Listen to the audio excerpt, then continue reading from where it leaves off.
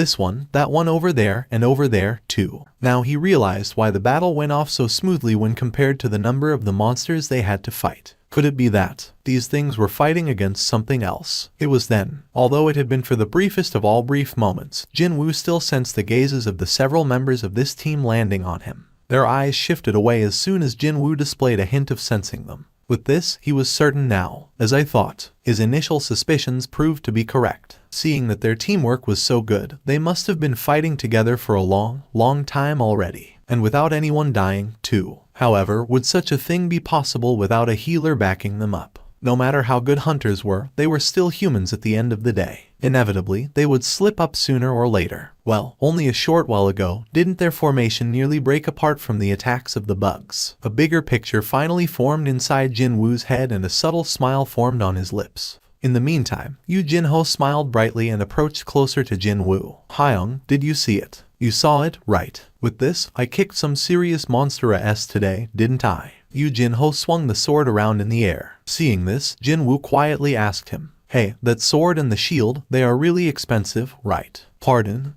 When I told my dad that I'd be participating in my first raid, he got them for me. Well, in that case, I think you should keep your wits about you, too. Jinwoo lightly patted Yu Jinho on his shoulder and followed after the other hunters walking deeper inside the dungeon. What is he talking about now, out of the blue? Yu Jinho tilted his head in confusion before chasing after the departing group. The cave seemed to go on forever. However, bizarrely enough, they hadn't come across a single monster as of yet. Since the dungeon was shaped like a long cavern, there was no way that they'd miss each other, too. Could it be that the crawlies at the entrance were everything?